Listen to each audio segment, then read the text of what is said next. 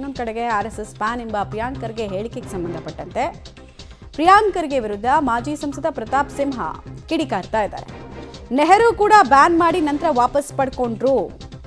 ನೆಹರು ಮರಿಮಗಳ ಹೆಸರು ಇಟ್ಕೊಂಡು ಏನು ಮಾಡೋದಕ್ಕೆ ಸಾಧ್ಯ ಇಲ್ಲ, ಹೆಸರಲ್ಲೂ ಸ್ವಂತತೆ ಇಲ್ಲ, ವ್ಯಕ್ತಿತ್ವದಲ್ಲೂ ಸ್ವಂತಿಕೆ ಇಲ್ಲ ಅಂತ ಟೀಕೆ ಮಾಡಿದ್ದಾರೆ. ನಿಮ್ಮ ತಂದೆಯನ್ನೇ ಕಾಂಗ್ರೆಸ್ CM ಮಾಡಲಿಲ್ಲ, RSS ಬೈದ್ರೆ ನಿಮಗಂತೂ ಅಧಿಕಾರ ಸಿಗಲ್ಲ ಅಂತ ಪ್ರಿಯಾಂಕ್ ಖರ್ಗೆ ವಿರುದ್ಧ ಮಾಜಿ ಸಂಸದ ಪ್ರತಾಪ್ ಸಿಂಹ ಕಿಡಿಕಾರಿದ್ದಾರೆ.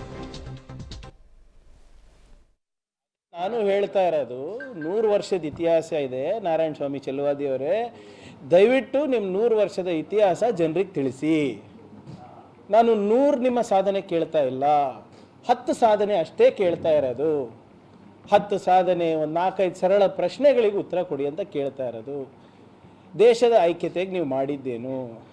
ದೇಶದ ಆರ್ಥಿಕ ಪ್ರಗತಿಗೆ ನಿಮ್ಮ ಕೊಡುಗೆ ಏನು? ದೇಶದ ಏನು ನಮ್ಮ ಜನರಿಗೆ ಏಳಿಗೆಗಾಗಿ ಏನು ಮಾಡಿದ್ದೀರಾ?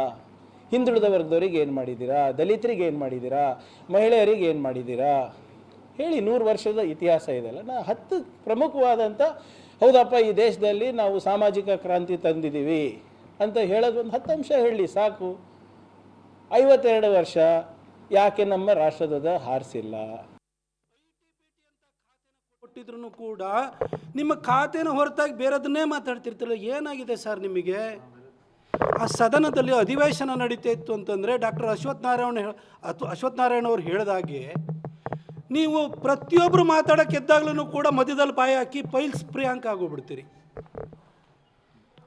ಅಧಿವೇಶನ ಮುಗಿದಾದ ನಂತರ ಪ್ರತಿನಿತ್ಯನೂ ಕೂಡ ಬೊಬ್ಬೆ ಹೊಡಿತಾ ಕೂಗುಮಾರಿ ಪ್ರಿಯಾಂಕ ಆಗಿಬಿಡ್ತೀರಿ, ಕೂಗುಮಾರಿ ಖರ್ಗೆ ಆಗೋಗ್ಬಿಡ್ತೀರಿ. ನೀವು ಸದನದೊಳಗಡೆ ಪೈಲ್ಸ್ ಪ್ರಿಯಾಂಕ, ಹೊರಗಡೆ ಬಂದರೆ ಕೂಗುಮಾರಿ ಖರ್ಗೆ ಆಗ್ತೀರಿ. ಯಾಕೆ ಸರ್?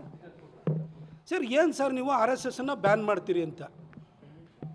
ಸರ್ ನೀವು ಯಾರ ಮಗಳ ಹೆಸರಿಟ್ಕೊಂಡಿದ್ದೀರಲ್ಲ, ಆ ರಾಜೀವ್ ಗಾಂಧಿನೂ ಕೂಡ ಈ ದೇಶವನ್ನು ಆಳಿದ್ರು, ಅವ್ರ ಕೈಲೂ ಬ್ಯಾನ್ ಮಾಡೋಕ್ಕಾಗಲಿಲ್ಲ.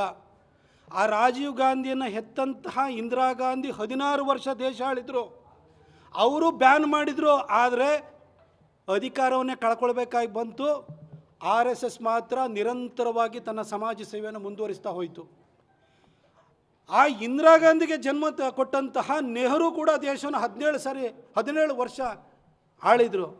ಅವರು ಕೂಡ ಒಂದು ಸರಿ ಬ್ಯಾನ್ ಮಾಡಿ ಕೊನೆಗೆ ಆ ಬ್ಯಾನನ್ನು ವಾಪಸ್ ತೆಗೆದುಕೊಳ್ಬೇಕಾದಂಥ ಅನಿವಾರ್ಯ ಸ್ಥಿತಿ 1962 ಚೀನಾ ಯುದ್ಧದ ನಂತರ RSSನ ಸೇವೆಯನ್ನು ನೋಡಿ ಶ್ಲಾಘನೆ ಮಾಡಬೇಕಾದಂಥ ಅನಿವಾರ್ಯತೆ ಬಂತು.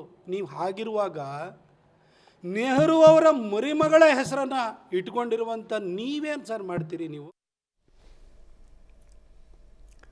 RSS ಬ್ಯಾನ್ ಅನ್ನೋ ವಿಚಾರದಲ್ಲಿ ಎದ್ದಿರುವಂತಹ ಪರ ವಿರೋಧದ ಚರ್ಚೆಗೆ ಸಂಬಂಧಪಟ್ಟಂತೆ ನಾವು ನೋಡ್ತಾ ಇದ್ವಿ. ಬಟ್ RSS ಬ್ಯಾನ್ ಅನ್ನೋದು ತತ್ಕ್ಷಣಕ್ಕಂತೂ ಆಗುವಂತಹ ವಿಚಾರ ಅಲ್ಲ. ಆಮೇಲೆ ಬ್ಯಾನ್ ಮಾಡೋದಕ್ಕೆ ರೀಸನ್ ಬೇಕಲ್ಲ, ಸುಮ್ಮನೆ ಬಾಯಿದೆ ಅಂತ ಮಾತಾಡೋದು, ಪಾಲಿಟಿಕ್ಸ್ ವಿಚಾರವಾಗಿ ಮಾತಾಡಬೇಕು, ಯಾರನ್ನೋ ಮೆಚ್ಚಿಸ್ಬೇಕು ಅಂತ ಮಾತಾಡ್ದಂಗೆ ಕಾಣಿಸ್ತಾ ಇದೆ ಕೆಲ ರಾಜಕಾರಣಿಗಳ ಸ್ಥಿತಿ.